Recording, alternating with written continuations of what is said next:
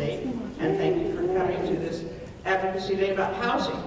At the moment, we don't have either of our speakers here, so we're going to sort of play it by ear, and we'll start with Donna Patrick. She'll go over some of the bills of interest, and we have David Lord, who's going to help out. I can't find it. There he is. David Lord with some of the bills, Stacy Dym with some of the bills,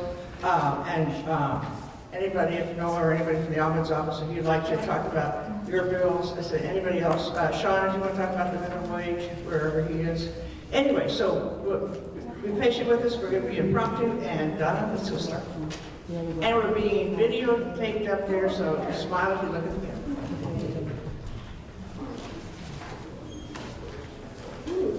Here is our wonderful multicolored window. Hi there, Donna Patrick, the DD Council. I guess we'll just start going through bills. I don't try to hit every one of them because there's still so many.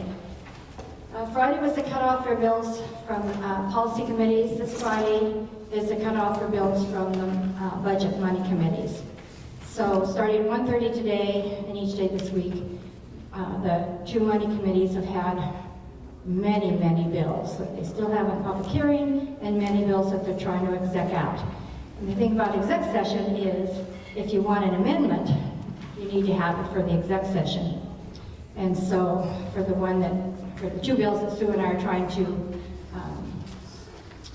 change in the Senate that have to do with the RHCs in the hospital, people's second hospitals, they were heard yesterday, but we had to have the amendments in this morning. So it's really, really tight because they're dealing with just hundreds of bills and issues. So the adult family home issues are not, well, 128. I guess one of them is moving. I'm having trouble seeing things up here. Who knows about the adult family home issues? Well, Donna, that's the adult family home issue. The first one's about changing it from 6 to 8. We're interested in specialty homes.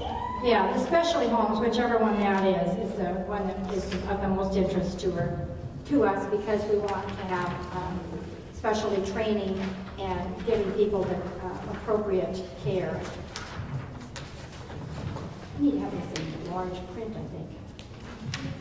In employment, the day training centers, which is the people who want to bring back workshops, basically, are not going anywhere. Sub-minimum wage. Somebody wants to talk about sub-minimum wage? Yeah, Shaun was going to. Where's Shaun? Well, he's out there. Okay. When he comes in then. Education, Stacy, do you want to talk about some education things?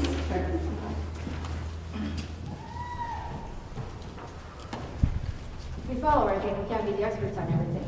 Stacy gets education. Okay, so several things died this last week. We're still tracking the language access bill, which gives a boost to the overall system and making sure that families who need interpretation in different languages to understand, for example, their child's IEP or discipline issues, it has survived in the House, and so that is Substitute House Bill 1130, and that would be important to support and give a big thumbs up to. We've tried to work on that bill for year after year after year, and it doesn't get attention, and it's really important. The Social Emotional Learning Bill is making its way through Ways and Means.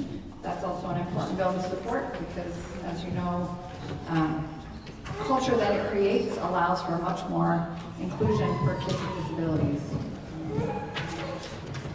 The Representative Dolan's special education funding request is in appropriations, and it's I'm not sure I quite understand exactly what it will do, and so I'm still trying to figure out what the amendments, what that looks like, but it recalculates the formula for special education based on the actual number of minutes that are in a student's IEP instead of a random number. So it would appear that it's trying to get at the actual cost of special education closer than just throwing a number at special education. And so we're watching that one closely. 5532 is Senator Braun's bill, and The best part about that bill is that it allows for some teacher preparation. It has some other interesting things in it, and we sort of switched to, so it calls for individual advocates for families, which we don't think is something that would necessarily fly. And some of the language is a little sketchy because it indicates that perhaps an advocate could speak in place of a parent. Doesn't make any sense. So we sort of switched to saying, could you please additionally support the Governor's Office of the Education Ombuds, which provides that function for families to get access to good information and to mediate disputes that come up and try to resolve them. Representative Paulette's bill, Senate Substitute House Bill 1454, is still moving along, and it's important that we support that. It does have some important components. It doesn't quite get us the amount. As you might recall from last week, we talked about OSPI's ask was for $300 million per year. Coming up to fill the gap in special education funding. Representative Paulette's bill is estimated to bring in about $41 million, which is not nearly enough. We're being told that there's just no money, and that it is highly unlikely that the special education gap will get fully funded again. If you've seen the front page of the Seattle Times today, it talks about legislators being warned about the McCleary fix, so-called fix that happened last session. That is not a fix, particularly since it does not include resolution of the special education funding gap. So you might, as you're seeing legislators today, mention the front page Times article, that they're well aware that we still have some significant issues, and in particular, special education is a very big problem. And again, the number that we're looking for is $300 million to be able to fill the gap we know exists based on the current funding scheme as it is now. My only criticism of that is that we are fueling a system that continues to place our students in an opportunity gap. So it doesn't say anything about tying money to outcomes. It doesn't say, we'll give you $300 million, and now we're going to see higher graduation rates of students with disabilities, less discipline based on a person's behavior related to their disability, less restraint and isolation, more post-school employment, more post-secondary education and training. But those are major markers that we're asking the legislature to make sure and look at too. But because they're in this vein of let's just continue to fuel the system the way it is, but at a rate that potentially gets us better outcomes without calling them out, we'll go with that. But I just keep in the back of your mind that as you're talking to legislators, it's important to bring that up as well. As a state, we look at the opportunity gap for students of color and students in poverty, and we're not looking at it for students with disabilities. So that's yes. We're going to Jan speak. Is that okay? Jan? Yeah. What we're going to do is we'll have a break because Jan's here. Are you on some sort of time? No. Oh, you're not? Okay, then we'll continue that. Okay. So I thought I saw Shaun. Sean, are you here? Do you want to come to talk about minimum wage? For many of you might know who also was to read the Seattle Times, Shaun successfully published an op-ed on this issue. It's very good. If you take a look at it in the Seattle Times, I think it was published yesterday. Is that right, Shaun? Yes. Yeah. Good job. Thank you. Hey, so if you were here last week, we talked about supplemental wage briefly, but if you have a disability in this state, you can be paid less money than people who don't have a disability. Minimum wage is, I think, $12 an hour statewide, but there are people who make 2 cents an hour because they have a disability. So there's a bill to change that. It's House Bill 1706. Representative Frame from Seattle is a sponsor. And that bill has made it all the way through the House and through the rules right now. So if you talk to anybody in the House especially, you can let them know that 1706 is important and that we should be paid the same as anybody else. Because even if they're not on rules and you don't know the difference, it's going to go to the full House. So everyone in the House will get to vote on it. So that's what I would take with you. HB 1706 to end supplemental wage, and tell any of the representatives that they should vote for it. I think they should vote for it. If you think they should vote for it, then you should let them know. Do you want to see the practical level? Sure. So we had a bill We did not have a bill. There was a bill, Senate Bill 5077, and this would have banned plastic straws in the entire state. That means you couldn't get them in restaurants, you couldn't buy them in stores, anywhere. Even the compostable plastic that's made from plants. And this is a problem because some people need straws to drink and they can't drink any other way.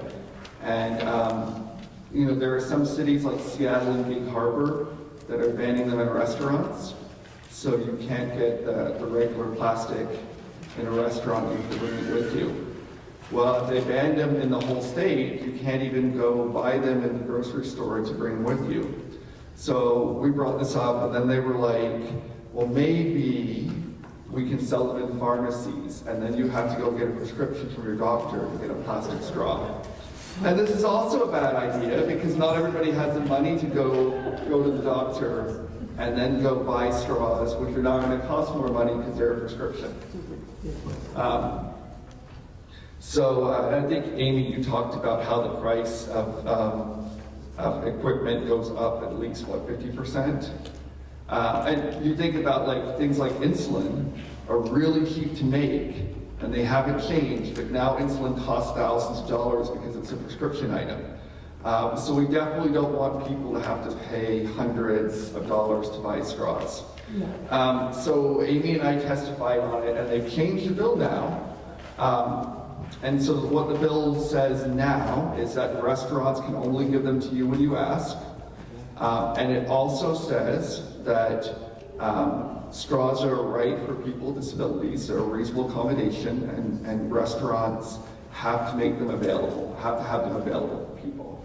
So in my view, this is better than what we had before, because cities are already passing straw bans. That's already happening. And this ban wouldn't stop people from getting them. They just have to ask, and that's not ideal for everybody, but it's better than the alternative. And it would make sure that everybody can get a straw, because they'll have to have straws for you. So that bill is in the Senate rules right now, and it's going to the Senate. And that's better, I think that's better than the House bill, because it does a similar thing, because the Senate bill says that they have to provide straws, so restaurants will have straws for people who need them. Does anyone have a question about that? You're talking about substitute household 1632 that refers to single-use plastic. So that's the House bill. Right. That does not have that provision in there. That's kind of meh. But the Senate bill 5077 has that provision that'll protect people in places like Seattle, because Seattle won't do it. Seattle won't give people the right to have straws, but that will make sure that people have the right to have a straw. It doesn't mean that no one will refuse you a straw, because people can still break the law, but at least then you're able to say, hey, this is a law. I can point to it. You're supposed to have a straw available for customers. And according to this case, by 2040, it says ban single-use plastic, but make straws available. In the House version, but with the Senate version, they're doing the same thing, saying that upon request. That's just the title. So the House bill is different. It's broader, because it's about banning multiple kinds of single-use plastic, like plastic cutlery, right? That you get at a restaurant when you get a to-go order, and maybe styrofoam. That's a big bill, and it goes all the way to 2040, and it says this is happening, this is happening, this is happening. I don't really have an opinion as an advocate on that bill, because it's not, it does allow that restaurants can give you straws, but it doesn't say they have to give you straws. That's a difference. The Senate bill says if you're going to give these customers a cup to drink their drink, then you have to give people who need it a cup and a straw. See what I'm saying? So that's why the Senate bill does more for us. The House bill doesn't really do anything for us. Okay? So we prefer the Senate. Yeah. So yeah, and we should tell people that the Senate bill is a better version.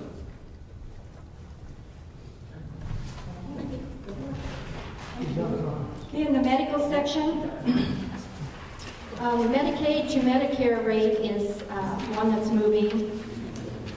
And we know that healthcare access is a problem because, for a number of people, because of the low Medicaid rate.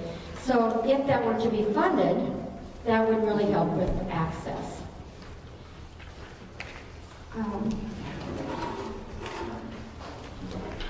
The surprise billing, 1065 at the bottom, that one is moving. And that says that you can't have out-of-network charges that surprise you. Like when you go to the hospital and you're told that all this is covered by your insurance, but then they didn't realize or didn't tell you that the anesthesiologist services were not covered by your insurance for your operation. And so now you're going to get a bill for that. So this is about surprise. Those are called surprise billings for out-of-network charges, and this would address that, which is pretty cool. 1199 and 5754, healthcare for workers with disabilities. So this has been a really big issue for us this session. Kathy Murhashi has been a real lead on this. And it's Representative Cody's bill, 1199, that will move along. And it, I think it has been exempt, actually. I think we just haven't caught up. So it should be in rules and scheduled, should be scheduled for the floor action in the House. And it will go over, it will pass, I'm pretty sure, and it will go over to the Senate, and they will use the House bill then to go through the Senate. When we have the same thing in both houses, then at some point, if they stay the same, then the legislators decide which one they're going to use and drop the other one. If they're different, then sometimes they keep them both going so that they can continue to work out the differences. Donna, is that why it says rest in peace for the Senate bill? Yes. Okay, so Because- it's not dead, but it's dead in essence because it's not. Because that sponsor has said, well, the House bill is moving faster and further, so we'll go with the House bill. Okay. That saves her from having to try to get it scheduled and go through everything. And just so the same, you could just use the one. Let's go down to the next yellow one. Youth short-term residential intensive DD services. Okay, so 5431 and 1394 are behavioral health bills, really big behavioral health services and facilities bills. But what we have in those, in what's now Section 10, in both the substitute bills, is the fact that there needs to be an interim work group on DD and mental health, because DD doesn't really fit in with behavioral health, which is physical health and mental health and drug and alcohol. And if you have DD and mental health, we don't necessarily fit in there. But we do have a lot of people with both of those. And so we're asking for an interim work group because there's lots of issues on that, particularly now with people with high behavior problems who are being kept in hospitals where they shouldn't be. So that's just the one section that we need. Let's go down to the hearing aids for children. I thought that might move somewhere, but there must have been some money involved in it because it didn't move. 5493 is tracking people with DD left in hospitals without a medical need. And that's Senator Braun's bill that we're going to propose some different things in it, because that has a huge fiscal note. It says DD must pay the hospitals for keeping people there. Well, they wouldn't be there if DD had the services to provide them. And so it's kind of silly to say pay the hospitals for boarding people when what you need is the services. But there seems to be a reluctance to pay for the DD services that are needed. And so we're going to propose some things, some training and other things that maybe they will do. But the basic thing that's needed to address these crises, behavioral crises, is support the governor's budget on DD, which has the supported living rates, so that our supported living providers could take people and hire the people they need to do that. There's SOLAs, state-operated living arrangements that are being proposed. There's crisis beds, there's step-down and step-up beds. There's all kinds of things that are in the governor's budget that, if they were funded, would address a number of these crisis situations. What they wouldn't address, and which we still need to do, is over a longer period of time, is the training, so that there are people trained in both DD and mental health, and the family supports because half the people that are being stuck in hospitals are from residential placements that could no longer provide appropriate care, but another half are from families where the child is blowing out, and it could be an adult child. And so we need to be doing more to support the families and doing more in the prevention area too. This is a big issue, and it's going to cost money, whether they want to. They're spending money one way or another, and so it would be better if we could get them to spend money more appropriately to support the families and the providers in the system. Let's see. There's a couple of traumatic brain injury bills. They are moving. This is about children entering the foster care must be evaluated for traumatic brain injury. That evaluation also picks up some developmental disability and mental health issues. And so that's a good intervention piece. We're always trying to push the intervention and prevention side of things. We want to do that before you get to crises, what a concept. Let's go down to, one that's not going to happen that we like was a personal care pilot down at the bottom. Providing personal care to people with disabilities in a homeless shelter until they're eligible for services. We thought that was a great idea. Who did that? Darnell and Jenkins. Because I understand that people going into homeless shelter, you can get a spot, but it's only for that one person. It's not for someone, it would take another spot for someone who needs to be with them to provide personal care. So this was a great idea. It probably took money, and therefore it's not exactly happening this session. There are a lot of bills that would take a lot of money, and it shows that there are a lot of issues that need to be fixed. There are a lot of needs out there, but basically legislators are being told they all have bills that cost money, and they're all pleading their case about it. But when it gets down to it, they're not going to have any extra money unless they pass some tax packages. So the easier thing to do is to say, this is the right thing to do, this is the need that we have, and whatever it is, every bill I hear has some kind of fiscal impact, and I really went to bat for this or that. Well, but did you also go to bat for the taxes that it would take to raise the extra money? So it's easy to say, I went to bat for you for something. Not so easy to say, I went to bat for the money to pay for it. So they can also say, well, I voted for that. Well, you voted to do it because it was the right thing to do. That's at the policy level. Did you vote for what it takes to pay for it? To pay people to provide the services to make it happen? Different story. We're finding lots of people are saying they support developmental disabilities. Then when you go to them, will you pay for this? Well, it's not their highest priority to pay for something. They have their own priorities, or they say that we don't have any extra money. So even though there's money, what happens, there's extra money, some people will tell you, because of growth in the economy, but there's also more people. And so the cost of doing business, and all of our providers are underpaid, the whole gamut from birth to death. The biggest issue I hear is rates, that nobody can recruit and train and keep providers because we don't pay them well enough. And so you have more people and you're not paying the providers well enough to keep them. They go to other jobs outside of the public sector. And so even if there's money, it's not enough to address those things. And during the recession, there were a lot of cuts made in services. And sometimes I see them pointing out, well, this is to restore a cut that was made during the recession. And so more people were losing service, and now they're just trying to get back to where they were before the recession. And that's true in like Canada, the welfare laws. I think we're getting to the protections one, and David is off ordering lunch or something. So we'll skip protections till David comes back into the room. We do have definitions of abuse that are working their way through. They're from the agency, clarifying what abuse is, and so it's easier to prosecute people. And then competency evaluations, True Blood, David talked about that too, that's moving. And did I just see Beth leave? I think so. Okay, so we're going to come back to the DD rights bill unless she left somebody else to cover it. We'll move down to other. We talked about the plastic straws issue. This other is an interesting category. Yes?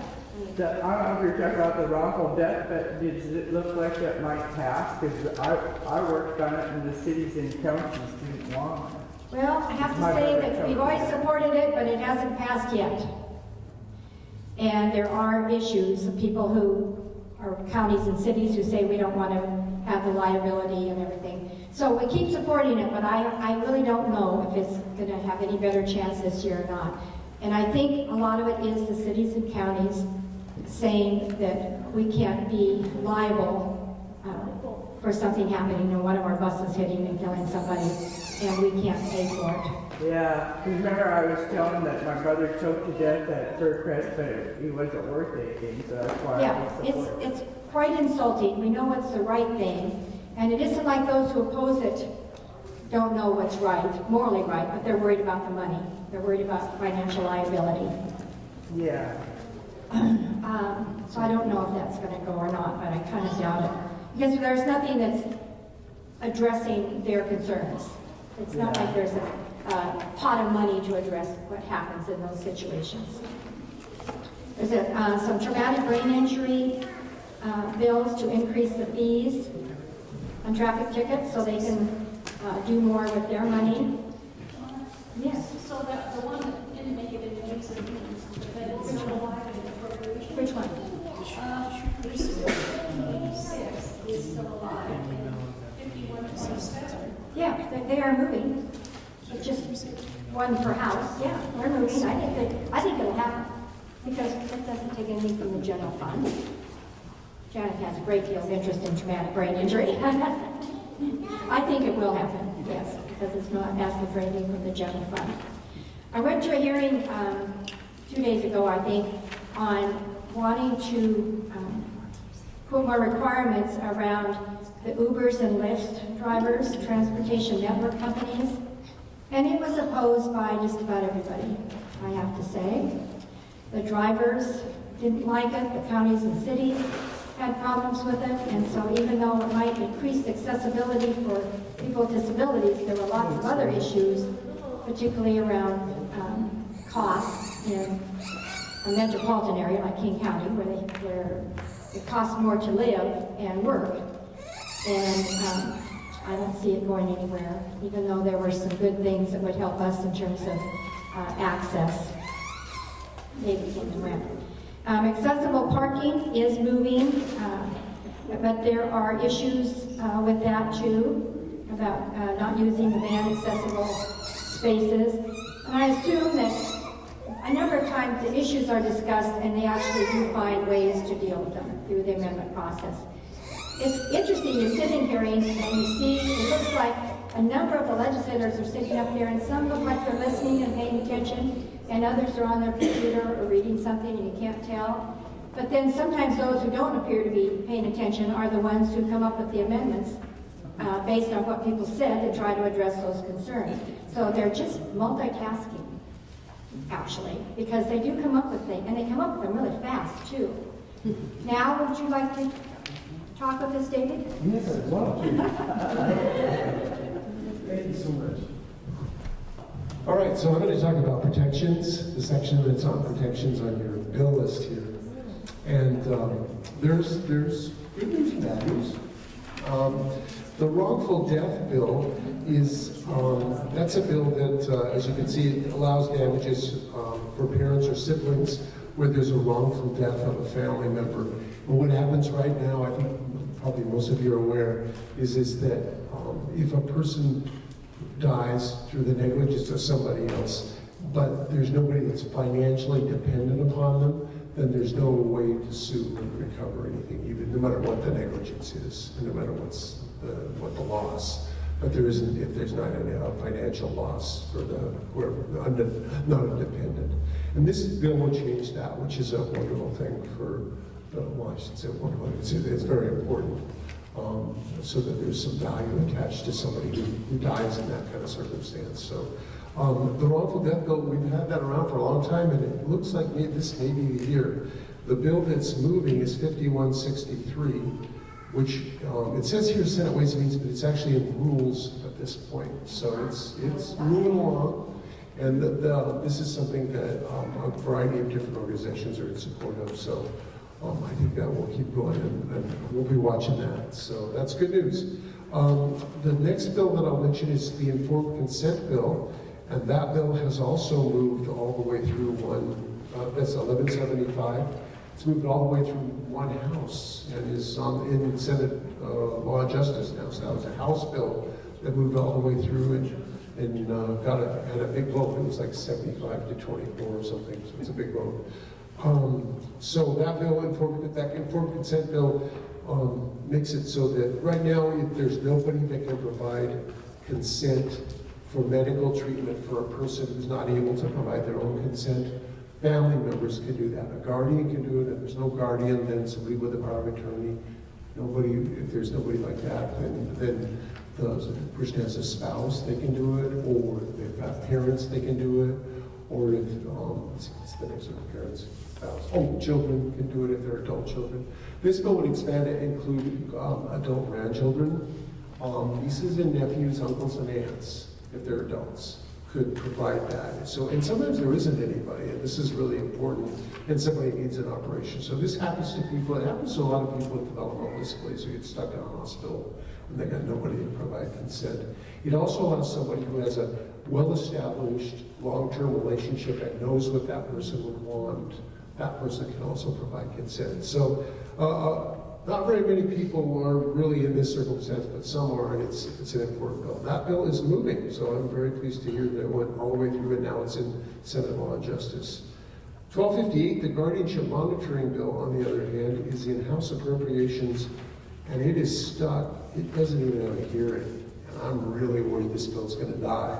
This is a great bill. I don't know, is it too late to get something on the calendar at this point, or not? Is there still, what do you think? Probably. It would take quite a bit. It would take a lot.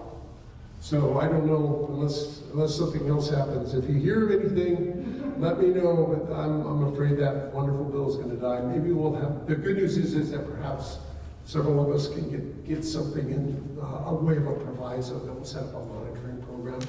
And that's something that I worked on with Donna. Just take some money. Yeah, Donna and I worked on that last year. So the next one is 1259 and 5604, and the one that's still alive is 5604. It's alive, but it's a life support. It's in Senate Ways and Means. Had a hearing, and at the hearing there was some question about the fiscal note, which was several million, I think. And that's something that Senator Peterson's concerned about. I actually am pretty supportive of this bill. I'd like to see it move along at least, because I think the discussion is good, and there are a lot of good things in the bill. They include supported decision making. Unfortunately, it costs money, and so I don't think it's going to move forward. But if you want to put a word in for it, that would be where you would go, to the Senate Ways and Means Committee. And that's really something Senator Peterson wants to see. 1329 and 1330 are bills that are really good little bills, they say, that will help the Office of Public Guardianship, which is really small, do its job a lot better. Now, there's also some money in the budget, the court budget, to expand the Office of Public Guardianship slightly, just a little bit, so it's a little bigger. It serves less than 100 people now, but with this it would serve, I think, a couple hundred, so it would be a good thing. But this would also make it so that they could do their job more efficiently. They could do a thing called case weighting. So if you have really small cases that don't require a lot of work, then you could have a larger caseload than if you have some large cases. That's the idea there. Because there are restrictions on how many cases you can take to that office, which is good. The other thing that is done by these bills is there's a bill that expands the scope of that office. So they could not just do guardianship, but also alternatives to guardianship. And as we all know, that's something we really want to see is other ways to support decision making. That office really supports this. We support it, and the legislators get that now. Representative Jacobs really understands. Representative Kilduff is a sponsor. Representative Kilduff and Representative Jenkins are both really, they understand that what we need is to make it easier for people to do other options to support decision making and not always have to turn to guardianship. It's taken a while. It has taken a long while, and a lot of the people in this room have worked on that, and I think we can feel good, because those bills are both moving, they're both in rules, and we'll need to get them out of there by the 13th of March, but we got a little bit of time, but they gotta keep moving. Okay, abuse, not taking too long, I'll keep going. Okay, abuse, the bill that's still moving is 5338, and actually it's out of Ways and Means. I think it's in rules. Yeah, it's in rules. So that bill is a good bill, and I'm just pleased as punch that it's finally moved this year and hopefully it will keep going. And that bill changes the definition so that, which is kind of technical. The thing that you might be interested that it does is it makes it possible for people who had some kind of problem a long time ago, many years ago, where they had a finding against them for something like neglect or abuse or something, and it could be a small thing. Yes, they can petition to get off the register. Because right now, if you have anything like that in your record, you cannot provide services for a person with disability. And sometimes people want somebody who's a family member or somebody close to them to provide that service, and they can't do that. So this doesn't make it automatic, but it allows for petitioning to do that, and I think that's a good thing.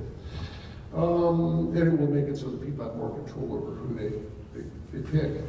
And then competency evaluations, don't get me started on this, I won't spend a lot of time, I'll just tell you that these two bills are both, we're working really hard to try and solve the problem of people getting stuck in jail, people with disabilities whose competency is questioned and they sit in jail. So these two bills are getting worked out, and one or both of them will emerge, but they're both going to take work. And I can talk to you on the side about that if you'd like. And then the last bill is the Client Rights Bill, 1651, and that bill is in real trouble. It hasn't had a hearing, and it has a fiscal note, and so we have trouble there on that bill. And I don't know if there's anybody here who wants to work on that bill to try and get a hearing, but I'm going to probably be sending in some messages to try and make that happen. But that's a wonderful bill that will require DEA to give notice to everybody of what their rights are, and it pretty much the rights that you already have that you may not know about, and it also expands it slightly, but that's kind of what the bill does, and I can talk to you more about that if you're interested in working on trying to get it out, but it needs to happen like today. My support. Yeah, it's on my support. One other bill that I might mention, I don't think got mentioned, was in the residential section. Did anybody talk about the supported living investigators bill? No. You did? Okay. Oh, you did not? Okay.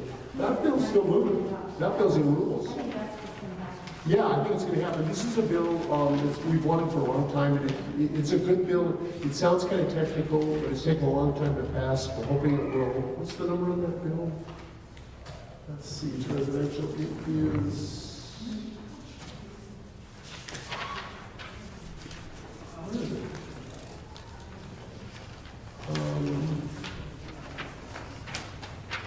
Where is it? Funding, it's under residential. I think, yes. Oh, it's 5359. Anyway, so that's a good bill. It will allow for a fee to be charged so that we'll have more investigators of abuse in supported living, which is something that everybody is supportive of, including supported living providers. So I think it's a good thing. I'm done. Are there any questions? I'm so complete, I can't imagine there's any. All right, well, thank you. Thank you. So we talk about so many issues. I hope that it doesn't just cause massive issue overload and that you're able to pick a particular thing, because we can make a difference, but we need to, if each person focuses in and really works on something, you can get a lot done in a day. So I was going to finish up the last page. Another one that is moving that we like, but I think we'll have a lot of amendments, is 5487, personal caregiver access. This is a fun bill that says if you are providing personal care to someone to go into the movie or something like that, and that the personal care person doesn't get charged, but the person themselves, who it's supposed to be for, does get charged, but you can take your caregiver in with you. So this caused, a lot of concern, well, it'll get misused and everything. But they've done some amendments saying that it needs to be clear, and I'm not sure how. But a lot of the details get taken care of in the rule process with the agencies later. But they limited it to personal care tasks, activities of daily living, and made some clarifications, and there probably will be some kind of fine put on it. But it does open up many more community activities and opportunities for some people. Because you can take someone with you and and they're not getting paid all that much, so it frees them up to be able to go with you. And then the Braun Bill 5536 is one that clarifies what you have to do in the RHCs to stay in compliance with the feds. And we're going to try to amend that today to put in a part. Some of you will remember that at FerCrest RHC, there's Department of Natural Resources land and DSHS land, and we are going to try to start the process of getting the DNR, Natural Resources land, traded so it's over into DSHS, so it's all accessible to be used for other purposes. So we're going to try to, and then the other thing we're going to try to do is get whatever proceeds happen because of that to go into our Dan Thompson Memorial Trust Fund, which is where the legislature can then appropriate money from that for family support and employment services for people with developmental disabilities. So it's a way to try to get some of the money coming back to us and for further services. It may be a long shot, but on the other hand, it may be just the right time and the right vehicle. And part of the trick is recognizing, I think, when that might be the right time and the right people, the right vehicle, and then running with it and giving it a shot. And then the electroconvulsive therapy one, 5842, is dead. That caused a great deal of furor. Okay. Thank you, Donna and David. Before I introduce our speaker, I don't see Dimitri here, so I think you're going to be it for us today, Jenny. I know you know it all, right? I wanted to remind you, when you have this sheet, the long sheet here that has all the budget items that are in the governor's budget, and then there's some other things that you might want to think about that some of us have proposed, like to increase some of the parent-to-parent funding. I think the Ombuds office has an increase that they were looking for. And also the family mentors that help families decide to move their sons and daughters from a state facility. I'd like you to commit today to go by your legislator's office, both the House and the Senate, take either one of these items or an item that like either parent-to-parent or the family mentors or the ombuds, or one of the bills, and talk to the aide, if you don't have a meeting with your legislator, and say, we'd like X to support X. Because we're getting to a time, and we heard it several times, is today Wednesday? It's hard to remember the days.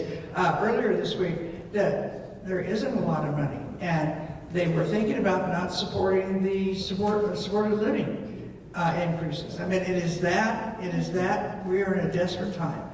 One of the things that what happened this year that was different than any other time I've seen is that in the state constitution, the governor has to, on every December, submit a balanced budget. So what the governors in the past have done is they have a budget that looks very draconian, and then they have they call it a book two, that they submit that has some tax increases. Well, this time the governor, I think probably because he's maybe running for another office, decided not to put the book one out publicly.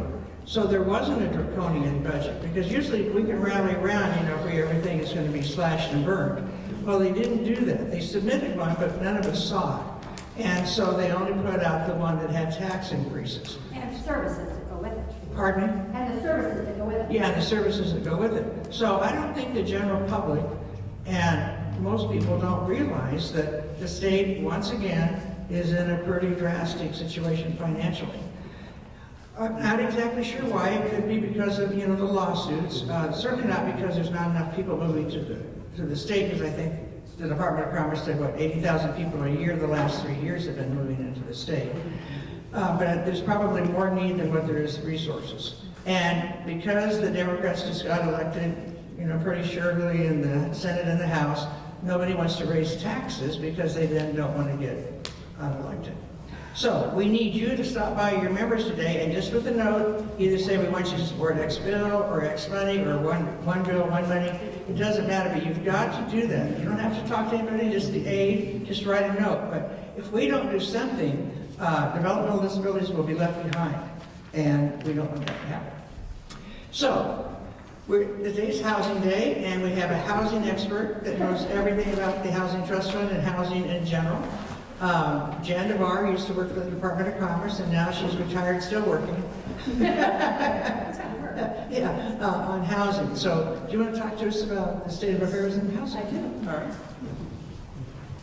Well, I think the left behind part is appropriate here. The Housing Trust Fund, for those of, just a brief, it's with the Department of Commerce, and it's the main source of state money that provides for community-based housing. So, through the years, so it's existed since 1990. When I worked for Commerce, I managed it for 20 years. I managed the DD program and homeownership. So, the way it works is, it's a big pot of money. It was as much as $200 million in 2008 before the crash. So that's a large amount of money. Maybe now it's 75 to 100. That's still millions. That's still a lot of money. It is distributed at what they call set-asides. So in the early 90s, there was the Advocates made it happen that DD had a set-aside. That has been the most wonderful thing. Probably about 1,700 people have received community-based housing with this money, with this set-aside. And the set-aside is important because it's a matter of evaluation and competition. When you have a set-aside, that means no one else can take that money. That money, whatever it is, it usually was $5 million a biennium. That money goes to DD, can't go to anything else. And it's a 40-year commitment for a community-based house. So think of these 1,700 people. If that's, I don't know how many houses that is, because each house houses 3 people. So that's a lot of houses that we've built. We usually got them in the community, made them safe and affordable. That's over, what, 25 years? So we've had some problems the last couple of years. Donna and I think I'll call it the case of the disappearing word. So they smushed it all together and called it disabled a couple of years ago. So see, it wasn't defined as just developmental disabilities. Well, that made a difference. We didn't get funded for any houses. So Donna and I, the last biennium, we got it back in there saying developmental disabilities. Well, that was 2.1 million. Not very much, seems how we were getting 5. It served how many people? 14? 14. And the mental health at the same time, which these are issues that require supported living. They require supports. So mental health at the same time got 24 million. A little disparity there. So we're proposing 7 million this time. Mainly what we want to say, write a note on your note cards. Just comment about the Housing Trust Fund, and then you want the developmental, that word, inserted before the disabilities. So it's DD set aside. DD, not just disabilities. You have to have developmental disabilities to make it work. So just keep mentioning it, because it is critical to getting that housing out there. SOLA, you want to talk anything about that? No? It is what it is. The housing advocates generally will always come out in public and say they are against set-asides. That's always been the case, but we don't care. We want our set-aside. Homeless have it, seniors have it, homeownership has it, mental health has it, farm workers have it. We want it. Questions? Comments? So we did expect to have someone here today. So right now it just is disabled. Yes, it mushes it all together. Well, what disabled population requires, if you're physically disabled, you don't necessarily need help in the home. So we need to get the development. Just put developmental You may in front of say disabilities. actually, over disabilities. But if it doesn't say developmental disability, we may not get anything. It's the word developmental. It's the word. Okay, and how much money are you on? 7 million? Yes. So if you could step me through this. So Sure. where is this language? Because It is in the Department of Commerce Housing Trust Fund set-asides. okay. So And it lays them all out. It'll say mental health, so much money. Homeless, so much money. Department of Commerce. Yes. So in terms of what we as advocates can do, what's our impact on what the Department of Commerce does? So through your legislator, Through our because they put it in there, they put the wording in there. So you say you want the developmental, put that in front of the disabilities, that's a set aside for developmental disabilities. Okay. And that's a process that's done with each budget? Well, it seems to slip and slide back and forth. We got it in again last biennium, and then come to find when we see the budgets this year, it's gone again. So we call the case the disappearing word. But the message can be that simple. Yeah. We support the DD set aside in the Housing Trust Fund. So nobody with developmental disabilities has rental problems, so then what are you gonna do?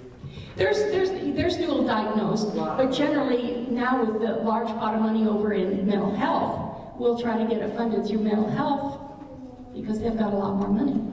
Well, this is because they've been neglecting us for years. Correct. And it's a mess, and so. Correct. Because of this program, people with developmental disabilities get a lot of help, and I'm glad, but Correct. just to say, well, Yeah, I don't think the intent is to throw mental health under the bus or take any funds away. we always. It's just to be able to say, don't say that we can't have a DD set aside.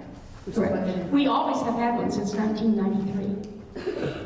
But Yeah, the I amount worked is on going most- down. The amount has gone down instead of or even being competitive with what else is going on. And we don't get funded when it's not called out because we're not competitive. Sometimes the houses, they require the roll-in showers, all the accessibility features, and it makes maybe the cost a little bit higher. And the Housing Trust Fund sits there with their competitive process and says, well, you're too expensive, we won't fund you. But if we have a set aside, then they say, oh, well, they got money over there, we can do it. So they just universally design everything so that there weren't special places for people. It's We call it not competitive. discriminatory. Yeah, we call it not competitive. We get left out. We get left out. Thank you. And it's not because we don't support other people with disabilities or people with mental health challenges. It's just that we support them and we need the DD set aside.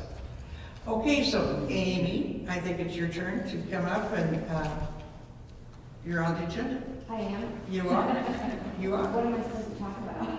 Well, you're supposed to talk about getting some assistance to do the disbursement.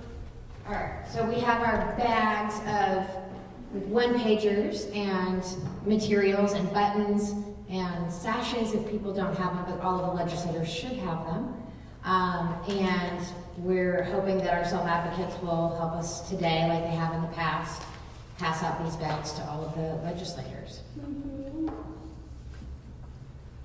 So anybody that's interested should come up and Grab bags. and grab. We need to get, we're in grab- competition with so many other issues that passing these things out and you're being here keeps reminding them about developmental disability so we don't get lost in the crush of issues. I mean, it seems like people that I've seen before, so the bags shouldn't be a surprise. Is anybody surprised by the bags? Yeah, no, they shouldn't be surprised. Yeah, All right. right. We've only done this, what, 25 years? Thank you, Amy. So thank you for coming today. Next week should be a really big day. It's disability awareness and also employment day. So we should have several hundred people attending, and so if you can, show up for that. It should be an incredible day, but yes. I just, maybe correction.